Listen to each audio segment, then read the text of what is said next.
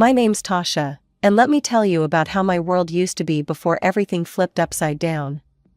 Back when life was just Dad, Mom, and me, we lived in a big old house with more rooms than I bothered to count. It was peaceful, you know, the kind of place where laughter filled the halls, and there was always some sweet smell wafting from the kitchen. Mom was the heart of our home. She'd wake up singing, her voice floating up the stairs. "Tasha, rise and shine, sweetheart." I'd drag myself out of bed, grumbling like any teenager would, but her bright smile over pancakes made it worth it. Dad, he was the cool one. Always had a joke ready to lighten the mood or a story about his younger days. "When I was your age, I thought I could conquer the world with just a guitar and a bad haircut," he'd say, and we'd laugh, knowing he'd done just fine with a business suit and a level head instead. Life was good. More than good, actually, it was perfect. But as they say, all good things have a way of ending too soon. When Mom got sick, it was like our little paradise started to crumble. I remember the day she told us. We were sitting in the living room, the TV was on but no one was watching. "I have some tough news," she said, her voice steady but her eyes betraying her fear. "Cancer." That word hit me like a ton of bricks. Dad reached for her hand, and they shared a look, a silent promise that they'd fight it together. The months that followed were rough. Hospitals, treatments, Mom losing her hair, but not her spirit. She'd joke about saving money on shampoo, trying to make it easier on us. But I saw the tears she thought she hid, heard the worry in Dad's whispers when he thought I was asleep. The day we lost her, everything changed. Dad and we tried to hold on to each other, to keep the pieces of our shattered family together. "We'll get through this, Tasha. We have to," Dad would say, his voice rough, the bags under his eyes getting darker each day. A year later, Dad brought someone new into our home. Victoria. She was like a whirlwind, sweeping in with her perfect hair and sharp clothes, taking over everything Mom had left behind. The first time I met her, she looked me up and down, a smirk playing on her lips as if she'd already figured me out. She walked around, touching Mom's things, rearranging the furniture. "George tells me you're quite the student. I'm sure you won't mind helping out more around here, now that I'm taking care of things." I remember feeling my fists clench at my sides. Help out? This was my home, not some boot camp she could run. But for Dad's sake, I bit my tongue. "Sure, I can do more." Dad seemed to shrink a bit more each day, his laughter not as loud, his stories not as frequent. He was trying, though, for the sake of what he called moving forward. I wasn't so convinced. The new house was twice the size of our old one, and with that came twice the work. The first day we moved in, Victoria was already barking orders, her high heels clicking menacingly on the marble floor as she directed the movers. Once the movers left, she turned her gaze on me. "Tasha, I expect you to take care of your own space. I won't have time to clean up after you." I was leaning against the doorframe, watching her. "Got it," I muttered, already dreading the long list of chores I knew she'd pile on me. "And dinner should be ready by 6 each evening. I assume you can handle that?" There was a challenge in her voice, like she doubted I could boil water without burning it. As the days turned into weeks, the house felt less like home and more like a fancy prison. Dad was out a lot, trying to keep his business afloat, which left me alone with Victoria and her endless list of demands. "Tasha, the living room is dusty." "Tasha, the silver isn't polished." "Tasha, did you forget the dry cleaning?" It was relentless. One afternoon, Dad finally noticed how tense things had become. He found me in the garden, pulling weeds with more force than needed. "Hey, Tasha, you've been quiet lately. Everything okay?" I threw a clump of weeds into the bin, wiping sweat off my brow. "Just tired, Dad. This place is a lot to keep up with." He looked around, his expression growing thoughtful. "Yeah, it's a lot for anyone. Maybe I can talk to Victoria, see if we can hire some help." I almost laughed. "Good luck with that. She thinks I'm her personal maid." Dad's face hardened slightly, something I hadn't seen in a while. That's not what I intended when we moved here. I'll handle it, Tasha. You shouldn't have to carry all this weight. But despite his good intentions, conversations with Victoria seemed to go in one ear and out the other. She'd nod, smile that tight-lipped smile of hers, and then it was back to business as usual. Tasha, the hedges are overgrown. Tasha, the guest rooms need fresh linens. It was exhausting, trying to meet her standards. But it made me stubborn, too. I wasn't going to let her break me. I'd do the work, keep my head down, and count the days until I could leave for college. The thought of getting out, of finding my own space where no one could tell me how to mop a floor or when dinner should be on the table, that kept me going. But finally, the day came. I was off to a place where my stepmother's voice couldn't reach me, a city miles away where I could start fresh. I packed up early that morning, each suitcase feeling like a brick in the new foundation I was laying for myself. Dad came out to see me off, his face trying to smile, but I could tell he was torn up about it. Tasha, are you sure you've got everything you need? Dad asked, looking over the pile of bags and boxes. And you'll call if you need anything? Remember, the money for your rent and books, it'll be in your account. Check it when you get there. Dad, relax. I'll be fine. I'm just going to college, not Mars. I was trying to keep it light, to make this easier for him, but my own heart was hammering in my chest. The freedom of living alone was everything I thought it would be, and more. My apartment was small, but it was mine. No one to tell me to clean up, no one to report to, just my own space. My classes were tough, but I was tougher. I was determined to make the most out of this opportunity, studying hard and keeping my grades up. It wasn't long before I realized that living on a tight budget wasn't as easy as I'd thought it would be. Money was always on my mind. I didn't go out much, didn't see the point in blowing cash on parties when I had a goal in mind. Instead, I picked up a part-time job at a local cafe. It wasn't glamorous, but it was income, and every little bit helped. One evening, my coworker, Mike, caught me counting my tips for the third time. He leaned against the counter, a smirk on his face. What, you trying to make those bills multiply by staring at them? I rolled my eyes, shoving the cash into my wallet. Just making sure I got everything. Budgeting isn't exactly a thrill. Mike laughed, pulling off his apron as he prepared to close up. You know, you could ease up a bit. Come out with us tonight. We're just grabbing a drink to unwind. I hesitated.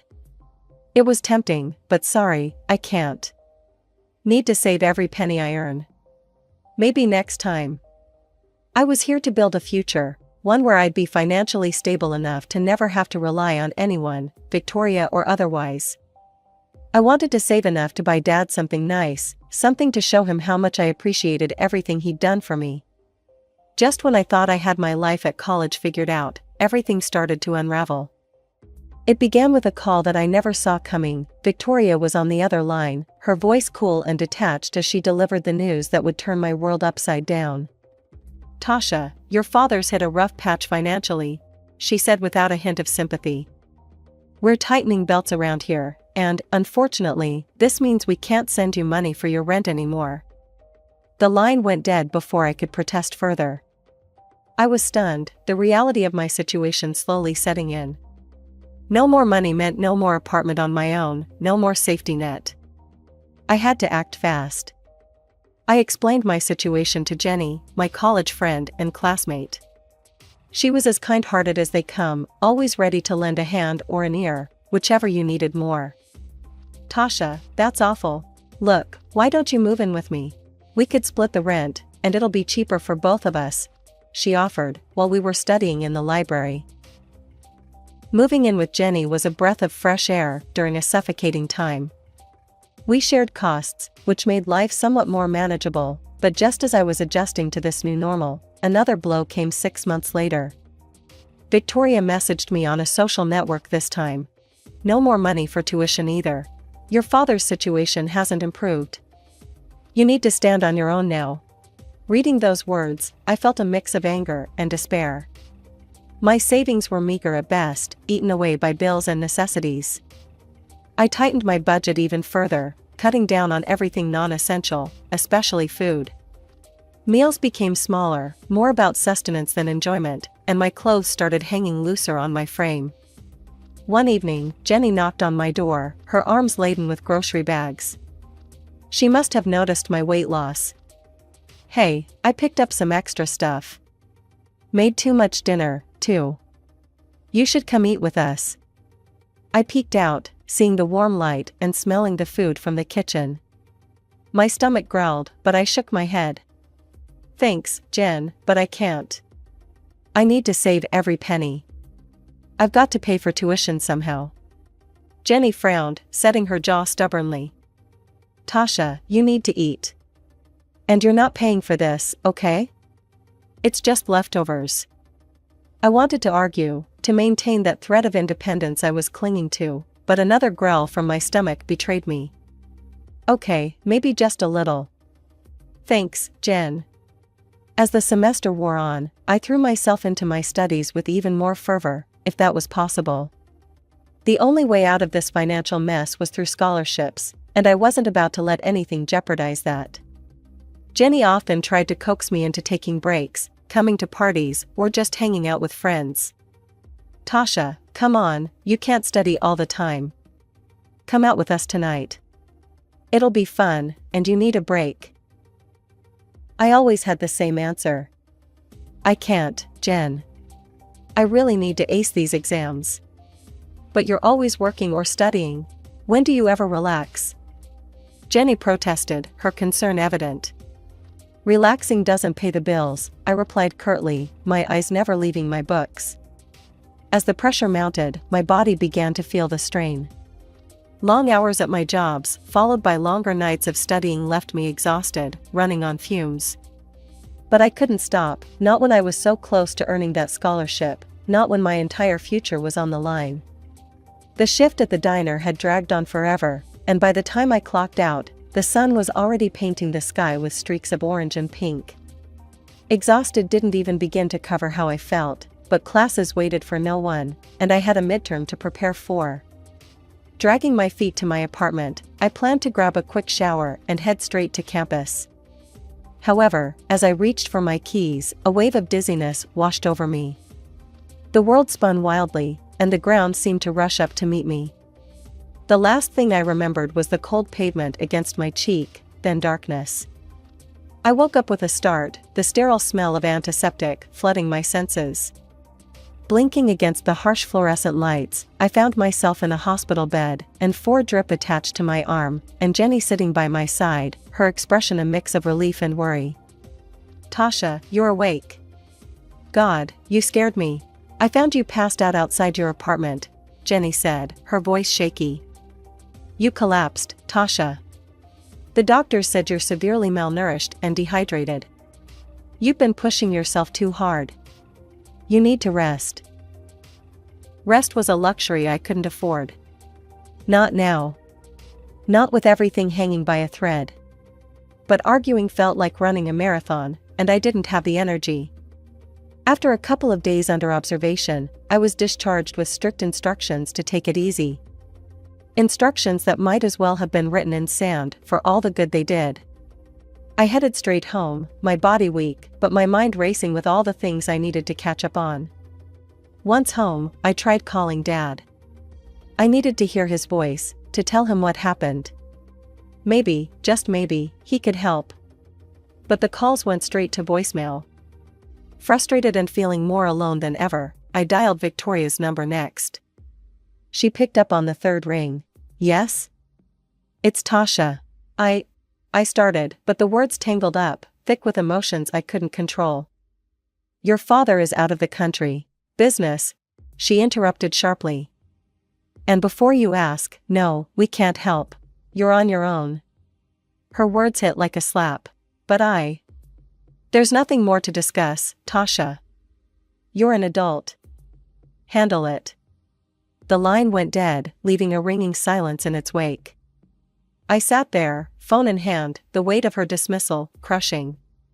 It was then, in that quiet apartment, that the reality of my situation truly sank in. I was alone. Utterly and completely. Exams were creeping up, looming over me like dark clouds ready to burst. The stress was a tangible thing, wrapping its fingers around my throat, making it hard to breathe. To keep up with my studies, I had no choice but to let go of one of my jobs.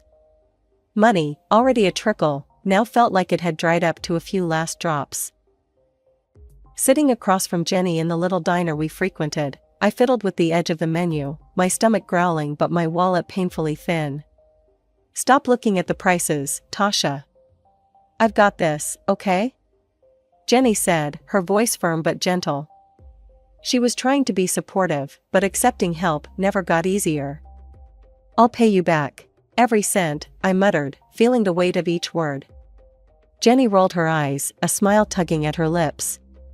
Yeah, I know. Just order something hearty, alright? You look like you could use it." Reluctantly, I ordered the cheapest meal, my pride aching with every word. But Jenny was right, I needed the energy, especially now. As the exams rolled in, one after the other, I poured everything I had into them. Nights blurred into days, textbooks and notes scattered around me like a fortress. When the results came in, I couldn't believe my eyes, straight A's. A tuition bonus followed, a small but significant light at the end of a very dark tunnel. I should have been over the moon, but all I could do was collapse into bed, my body and mind shutting down from sheer exhaustion. I slept for days, missing calls and messages, the world moving on without me. One night, wrapped in the solitude of my small apartment, I dreamt of Mom. She was in our old kitchen, humming a tune, her smile warm and inviting. "Tasha, come here, sweetheart," she called, her voice a soft echo of better days. In my dream, I went to her, basking in the feeling of being home, being safe. But as dreams do, it ended, and I woke up in tears, the ache in my chest raw and fierce. The emptiness of the apartment was suffocating, and a desperate need to connect with her overwhelmed me. I made a decision then, one that felt like grasping at straws but necessary. I would go back to my hometown, visit her grave, and maybe, just maybe, find some of that peace I saw in my dream. Checking my bank account, I calculated what I could afford, a cheap bus ticket, the cheapest I could find. Work could do without me for a couple of days, I wasn't much use to them or anyone else in my current state anyway. "Jen, I'm going home for a couple of days," I told her over the phone, my voice more steady than I felt. "Home?" There was a pause, and I could picture her brow furrowing in concern. "Are you sure that's a good idea?" "Okay, but call me, alright?" "Anytime, day or night. Promise?" "Promise," I said, feeling a thread of warmth at her concern. The journey back was a blur, my thoughts a tangled mess of memories and what-ifs. As the bus rolled into the familiar streets of my hometown, a mixture of dread and longing settled in my stomach. It was supposed to be a simple visit, a moment to feel close to Mom again, but as I walked among the familiar gravestones, a figure in the distance caught my eye. My heart skipped, tall, with a familiar stoop of the shoulders, kneeling by a grave. My pace quickened, disbelief and hope churning within me. "Dad?" My voice was tentative, almost afraid to shatter the fragile moment. The figure turned, and our eyes met. There was a flicker of confusion, then recognition, and something that looked a lot like sorrow. "Tasha?" His voice broke, raw with emotion. It had been so long. I ran to him, no longer caring about the cold or the tears that had started to spill over. "Dad, what are you doing here?" He rose quickly, nearly stumbling in his haste, and enveloped me in his arms. I was suddenly 5 years old again, safe and cherished. I had a dream about your mother," he confessed, pulling back just enough to see my face. "She told me to come here today." I gasped, the parallel too stark to ignore. I had a dream about her, too. That's why I'm here. Dad wiped away my tears with an old handkerchief, rough and a bit frayed. "Seems like she's still looking out for us, huh?" "Yeah, seems like it," I agreed, laughter mingling with my tears. "We should talk, Tasha. Come back to the house with me," Dad suggested, his tone hopeful yet cautious. I hesitated, images of Victoria's cold stares flashing through my mind. Are you sure? What about Victoria? She'll manage. You're my daughter, and we have a lot to catch up on. His voice held a firmness I hadn't heard in a long time. The ride to the house was filled with an awkward yet comforting silence. When we arrived, Victoria was in the front yard, pruning roses with sharp snips that seemed to echo her mood. Tasha?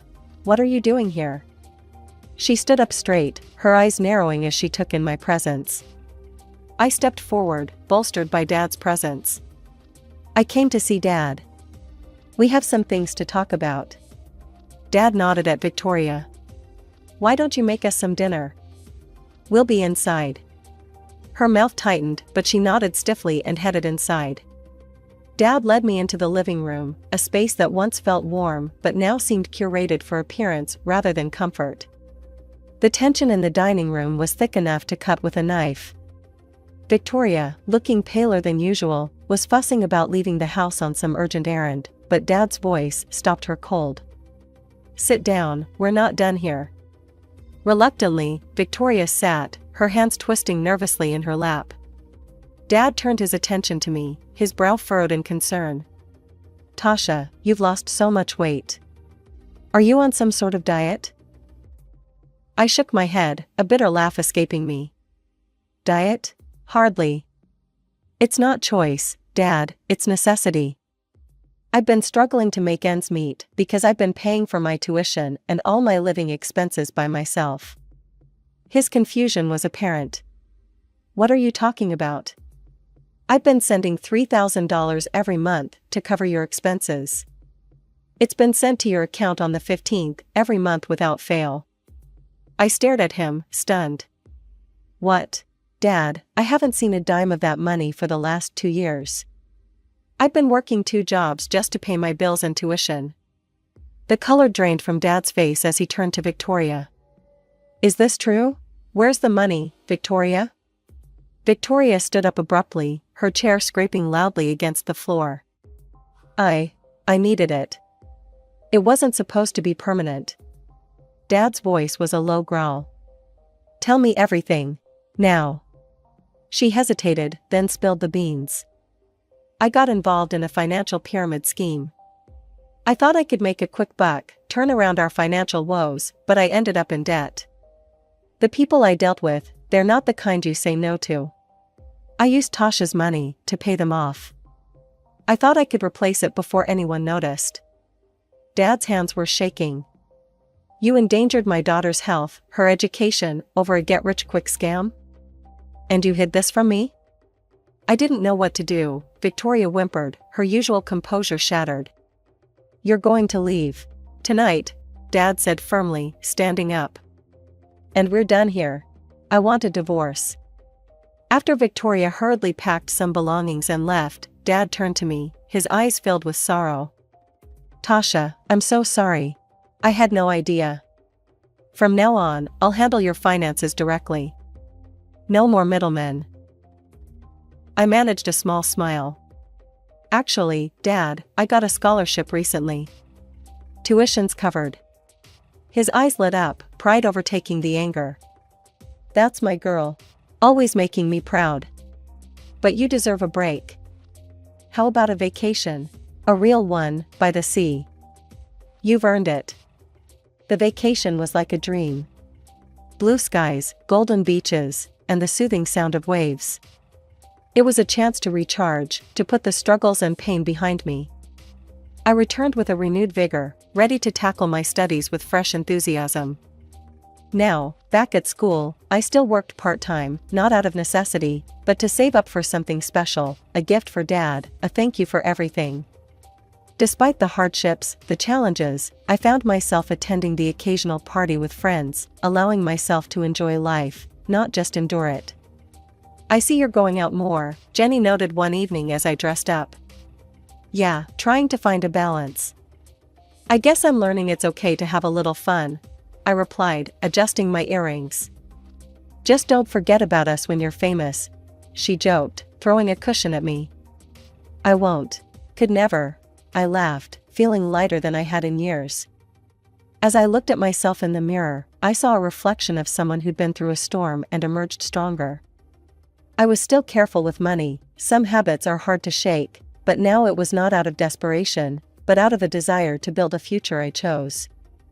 A future that was finally looking bright.